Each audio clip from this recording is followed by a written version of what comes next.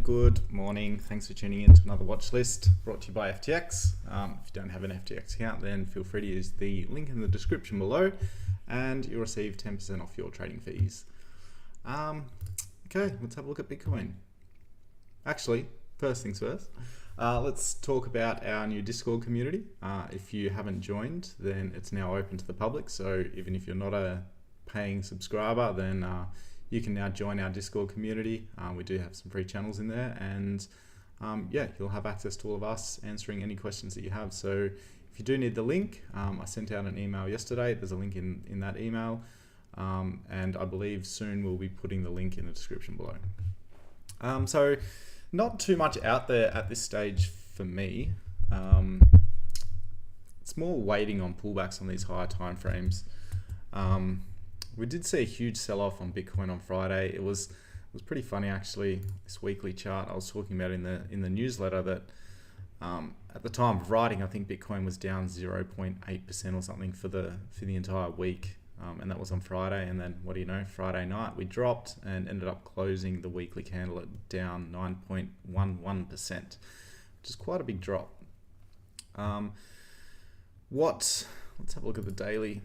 What I'm watching here is this level through here. Now, if we break this level, we could see some further downside, you know, a big slippery slope after that, because I've spoken about this before. This is a key pain threshold area for investors.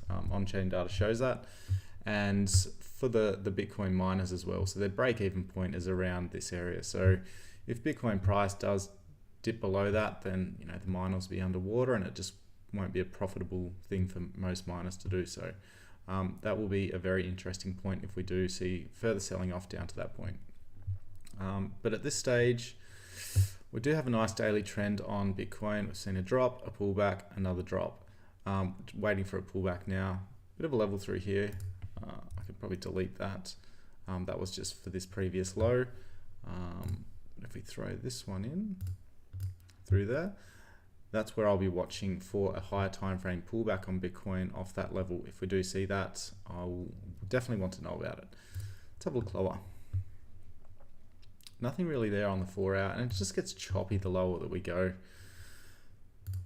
which yeah, there's nothing really there. I know that some people like to trade these lower time frames. You could be trading a pullback on Bitcoin, but that's not my style. So I'll be steering clear and waiting for these pullbacks on the higher time frames. Now Ethereum is looking good as well on this daily chart. Nice trend, pull back into that cradle zone. If we get that in the next few days, the 2 hour will look pretty good as well. The lower time frames, yeah, there's nothing there. We're just trading in higher time frame pullbacks really. Arweave on this daily time frame is looking really nice. We've got a really nice trend there on Arweave.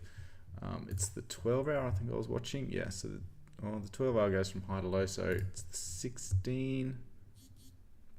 No, so it's the daily time frames. Daily time frame on Arweave, pull back into that cradle zone is what I'm after. ENS, really nice trend here on the daily ENS chart.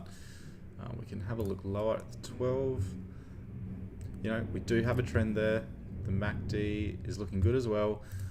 Let's see how this 12 hour candle closes. If we do get a nice bearish candle in there, I'll definitely want to know about it. And finally, Steppen is another one that's trending really nicely on this 12 hour. A nice bearish candle in that cradle zone is what I'm waiting for. And we do have a daily trend. So yeah, a bit of a small list there. I did do a full scan this morning. There was a lot of divergence around the 8 and the 12 hour time frames, and anything lower, you know, we're just trading on pullbacks. So my focus is on these higher time frame trades, because that's where the divergence isn't. And yeah, if we get a nice clean pullback, we all love a higher time frame trade. And if we do see some selling off, I definitely want to have more exposure to the short side. So that's my plan. If you have any questions, feel free to reach out to me in Discord, and I'll be happy to help you out. But thanks for tuning in, and I'll chat to you soon.